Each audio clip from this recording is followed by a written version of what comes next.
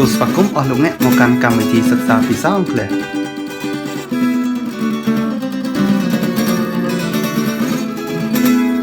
Always the latest and unlimited.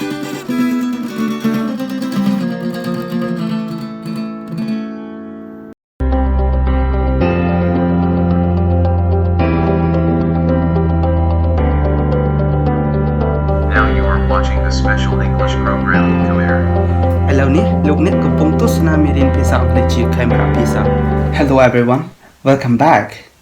កាលពីមេរៀនភាគទី1អ្នកទាំងអស់គ្នាបានសិក្សារួចមកហើយនៅនិយមន័យនៃពាក្យវេយ្យាករណ៍និងប្រភេទវេយ្យាករណ៍សំខាន់ៗមួយចំនួននៅក្នុងភាសានៅក្នុងភាគទី2ថ្ងៃនេះផងដែរខ្ញុំនឹងលើកយកនៅផ្នែកសំខាន់ៗរបស់វេយ្យាករណ៍មកចែករំលែកជាមួយអ្នកទាំងអស់គ្នាអូខេតោះចាប់ផ្ដើមយើងត្រូវស្គាល់វិធានឬផ្នែកសំខាន់ៗនៃវេយ្យាករណ៍ជាមុនសិនមុននឹងចាប់ផ្ដើមសិក្សាវេយ្យាករណ៍ផ្នែកសំខាន់ៗទាំងនោះមានដូចជា phoneme សត្យតាគឺជាផ្នែកឬឯកតាមួយនៃសំឡេងនៅក្នុងភាសាណាមួយដែលយើងអាចបំបែកជាពាក្យមួយឬជាផ្នែកចេញពីពាក្យផ្សេងទៀតបានឧទាហរណ៍ពាក្យ fear មាន phoneme 2ដែលយើងអាចបំបែកឯកតាសំឡេងរបស់វាទៅជា f និង ear ពាក្យ push មាន phoneme 3គឺសំឡេង p u និង sh ពាក្យ smell មាន phoneme 4គឺសំឡេង s m e និង l ពាក្យ window មាន phoneme 5គឺសំឡេង v e n d និង o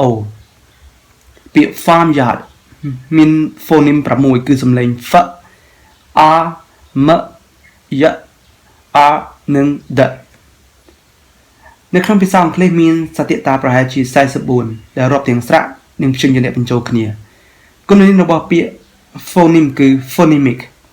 ផ្នែកបន្ទាប់គឺ morpheme រូបស័ព្ទឬរូបតាគឺជាផ្នែកតូចបំផុតដែលមានន័យនៅក្នុងភាសាហើយមិនអាចត្រូវបានគេបំបែកបន្តទៀតនោះទេជួនកាលគេហៅវាថា moneme មូលស័ព្ទឬមូលតាប៉ុន្តែពាក្យនេះមិនសូវត្រូវបានគេប្រើជាទូទៅទេនៅក្នុងភាសាវិទ្យា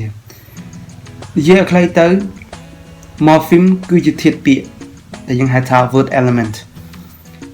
ឧទាហរណ៍ពាក្យ boy មាន morpheme 1គឺពាក្យ boy ពាក្យ boyish មាន morpheme 2គឺពាក្យ boy ហើយនិង ish ពាក្យ unbreakable មាន morpheme 3គឺពាក្យ unbreak និង able ពាក្យ gentlemanliness មាន morpheme 4គឺពាក្យ gentle manly និង ness ពាក្យ ungentlemanliness មាន morpheme 5គឺពាក្យ ungentlemanly និង ness ហើយគុណនាមរបស់ពាក្យ morpheme គឺ morphemic គ្រប់ពាក្យនីមួយៗអាចមានរូបស័ព្ទមួយឬច្រើនជាងនេះរូបស័ព្ទមានចម្ពោះថ្នាក់ពាក្យពីរដាច់ពីគ្នាគឺពាក្យរឹសដែលហៅថា base root ឬ stem និងការបន្ថែមផ្នត់ដែលហៅថា affix ឧទាហរណ៍ពាក្យ womanly មាន morpheme 2គឺ woman ជាពាក្យរឹសនិង ly ជាការបន្ថែមផ្នត់រូបស័ព្ទទាំងអស់អាចត្រូវបានគេបែងចែកជារូបស័ព្ទសេរីនិងរូបស័ព្ទកំណត់រូបស័ព្ទសេរីអាចចូលតែឯងជាពាក្យតែម្ដងឧទាហរណ៍ពាក្យ town dog mail key និង cheer ជាដើមឬក៏អាចចូលនៅជាមួយនឹងពាក្យផ្សេងទៀតឧទាហរណ៍ពាក្យ town hall dog house mailbox keyboard និង chairman ជាដើមចំណែកឯរូបស័ព្ទកំណត់វិញអាចចូលត្រឹមជាផ្នែករបស់ពាក្យប៉ុណ្ណោះនៅក្នុងភាសាអង់គ្លេសរូបស័ព្ទកំណត់ភាគច្រើនកើតឡើងដោយការបន្ថែមផ្នត់ដែលហៅថា affix ទៅលើពាក្យដូចជាផ្នត់ដើមឬពាក្យបន្ថែមដើមដែលហៅថា prefix ឧទាហរណ៍ពាក្យ an am anti miss និង macro ជាដើមនឹងកើតឡើងដោយការបន្ថែមផ្នត់ចុងឬពាក្យបន្ថែមចុងដែលហៅថា suffix ឧទាហរណ៍ពាក្យ send tive able aim និង nis ជាដើមរូបស័ព្ទកំណត់មានប្រភេទពិសេសមួយទៀតគឺ empty morpheme រូបស័ព្ទទទេគឺមិនមានអត្ថន័យនោះទេវាគ្រាន់តែបដូរសូរសំឡេងរបស់ពាក្យប៉ុណ្ណោះដោយមិនមានប៉ះពាល់ដល់ន័យដើមរបស់ពាក្យឧទាហរណ៍ពាក្យ factual sensual និង speedometer យើងអាចបំបែកពួកវាទៅជារូបស័ព្ទ u នៅក្នុងពាក្យ factual sensual និងរូបស័ព្ទ o នៅក្នុងពាក្យ speedometer គឺជារូបស័ព្ទទទេពីព្រោះពួកវាគ្មានអត្ថន័យនិងគ្រាន់តែជារូបស័ព្ទអមពាក្យប៉ុណ្ណោះ ផ្នែកបន្ទាប់គឺ word ពាក្យគឺជាផ្នែកមួយតូចជាងគេដែលអាចត្រូវបានគេយកទៅប្រើប្រាស់ទីតីពីគ្នានិងមានអត្ថន័យពាក្យអាចមានរូបស័ព្ទមួយឬច្រើនបញ្ចូលគ្នាពាក្យត្រូវបានគេប្រើប្រាស់ដើម្បីបង្ហាញពីភាពខុសគ្នានិងភាពដូចគ្នាពេលដែលអត្ថន័យរបស់វាស្ដែងចេញទៅឧទាហរណ៍ពាក្យ learn English grammar with និង me ជាដើមផ្នែកបន្ទាប់នោះគឺ phrase clear ឬ consound clear គឺជាក្រុមពាក្យតូចមួយដែលឈរបន្តគ្នាជាផ្នែកមួយនៃគំនិតជាពិសេសវាជាផ្នែកមួយនៃប្រយោគឬអនុប្រយោគហើយមានន័យមិនគ្រប់គ្រាន់នោះទេ phrase អាចមានន័យដូចនឹងពាក្យ expression ដែលយើងហៅថាសំណួរ clear អាចត្រូវបានគេបែងចែកទៅជា clear នាម clear គុណនាម clear គុណកិរិយា clear កិរិយាសព្ទ clear ធ្នាក់និង clear រណបភ្ជាប់ជាដើមឧទាហរណ៍ My friend very happy to slowly under the table learn English grammar និង before that happened ជាដើមផ្នែកបន្ទាប់គឺ sentence ប្រយោគឬល្បះប្រយោគគឺជាសំណុំនៃពាក្យដែលមានន័យស្ដាប់បានគ្រប់គ្រាន់និងជាពិសេសមានប្រធាន subject និងបម្រាប់ប្រធាន predicate មានន័យថាប្រយោគមួយពេញលេញchẳngហោចណាស់មានប្រធាននិងកិរិយាបង្គោលដើម្បីមកបង្កប់នៃសេចក្តី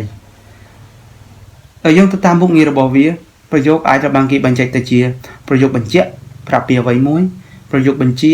ប្រាប់នរណាម្នាក់ឲ្យធ្វើអ្វីមួយប្រយោគសំណួរសួររកអ្វីមួយនិងប្រយោគឧទានប្រាប់អ្វីមួយដែលខុសពីធម្មតាឧទាហរណ៍ Everyone is studying English grammar look at the examples below Are you learning English on YouTube What a good English lesson កាលពីប្រយោគ4ប្រភេទខាងលើក៏មានគំរូប្រយោគចម្បង4ប្រភេទផងដែរដូចជា simple sentence compound sentence complex sentence និង compound complex sentence ប៉ុន្តែយើងនឹងសិក្សាពួកវានៅពេលក្រោយនៅមេរៀនភាគបន្តទៀតផ្នែកបន្ទាប់គឺ clause អនុប្រយោគគឺជាផ្នែកមួយនៃប្រយោគដែលមានប្រធាន subject និងបម្រាប់ប្រធាន predicate ប្រធានជាអ្នកធ្វើអំពើឬសកម្មភាពហើយបម្រាប់ប្រធានគឺជាអ្នកដែលបរិយាយឬពណ៌នាអំពីអំពើឬសកម្មភាពរបស់ប្រធានបម្រាប់ប្រធានគឺជាកិរិយាសព្ទនិងពាក្យបំពេញន័យផ្សេងទៀតដែលនៅជាមួយវាដែលនេះគឺជាស្តង់ដារនៅក្នុងបទដ្ឋានភាសាអង់គ្លេសដែលអនុប្រយោគតែងតែមានប្រធាននិងកិរិយាសព្ទឧទាហរណ៍ប្រយោគ A The book that you are reading is so interesting ប្រយោគ B When I was a student this video was so popular ប្រយោគ C We met a man whose wife got sick yesterday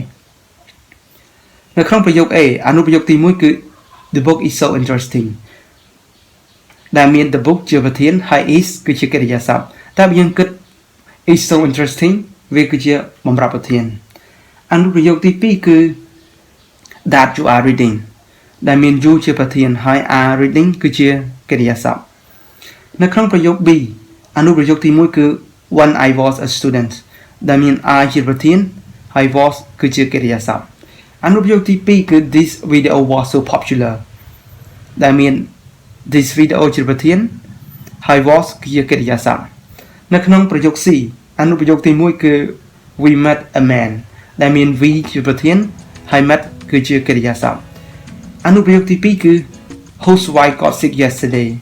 ដែលមាន wife ជាប្រធានហើយ got គឺជាកិរិយាសព្ទមានអនុប្រយោគ2ធំដែលខុសគ្នាគឺអនុប្រយោគបង្គោលឬចម្បងនិងអនុប្រយោគរណបឬរោងអនុប្រយោគបង្គោលឬអនុប្រយោគឯករាជ្យអាចឈរតែឯងដោយពេញលេញពេលឯអនុប្រយោគរណបឬអនុប្រយោគមានឯករាជ្យវិញមិនអាចឈរតែឯងបានទេហើយវាពឹងផ្អែកទៅលើអនុប្រយោគចម្បងដើម្បីមកបង្កប់នៃសេចក្តីសូមមើលឧទាហរណ៍ខាងក្រោមនេះឧទាហរណ៍ទី1 If you want to be good at writing you have to remember all rules about grammar ប្រយោគចាប់ពី if you want to be good at writing គឺជាអនុប្រយោគរណបហើយប្រយោគចាប់ពី you have to remember all rules about grammar គឺជាអនុប្រយោគបង្គោលឧទាហរណ៍បន្ទាប់ You are able to learn English grammar when you watch my video lessons ប្រយោគចាប់ពី You are able to learn English grammar គឺជាអនុប្រយោគបង្គោលហើយប្រយោគចាប់ពី when you watch my video lessons គឺជាអនុប្រយោគរណបឧទាហរណ៍ទី3 So many Cambodian students like lessons which I am teaching on YouTube ប្រយោគចាប់ពី So many Cambodian students like lessons គឺជាអនុប្រយោគបង្គោលហើយប្រយោគចាប់ពី which I am teaching on YouTube គឺជាអនុប្រយោគរណបឧទាហរណ៍បន្ទាប់ He never expected that you would do it ប្រយោគចាប់ពី He never expected គឺជាអនុប្រយោគបង្គោលហើយប្រយោគចាប់ពី that you would do it គឺជាអនុប្រយោគរណបឧបមាថាយើងលុបអនុប្រយោគបង្គោលចោលទាំងអស់នោះអនុប្រយោគរណបនឹងមិនមានន័យស្រាប់បានគ្រប់គ្រាន់នោះទេតែបើយើងលុបអនុប្រយោគរណបចោលវិញនោះអនុប្រយោគបង្គោលនៅតែមានន័យស្រាប់បានគ្រប់គ្រាន់ផ្នែកបន្ទាប់គឺ text អត្ថបទនៅក្នុងន័យនេះគឺសំដៅទៅលើ paragraph ឬក៏ essay អត្ថបទគឺជារបស់អ្វីមួយដែលអាចត្រូវបានគេអានជាឯកសារឬវាសំដៅទៅលើពាក្យដើមរបស់អ្វីមួយដែលត្រូវបានគេសរសេរបោះពុម្ពឬនិយាយហើយវាអាចជាឧបករណ៍មួយនៃភាសាសរសេរឬនិយាយឲ្យកើតទៅជាសៀវភៅឬឯកសារច្បាប់ជាដើមសរុបមកផ្នែកសំខាន់នៃវេយ្យាករណ៍ផ្សំឡើងពីតូចទៅធំដែលជាធាតុផ្សំបង្កបន្តគ្នាក្នុងចំណោមផ្នែកសំខាន់ទាំងអស់នេះត្រូវបានគេបែងចែកជាផ្នែកនៃការសិក្សាដាច់ពីគ្នាគឺ phoneme ជាផ្នែកសិក្សាមួយរបស់ phonology morpheme គឺជាផ្នែកសិក្សាមួយរបស់ morphology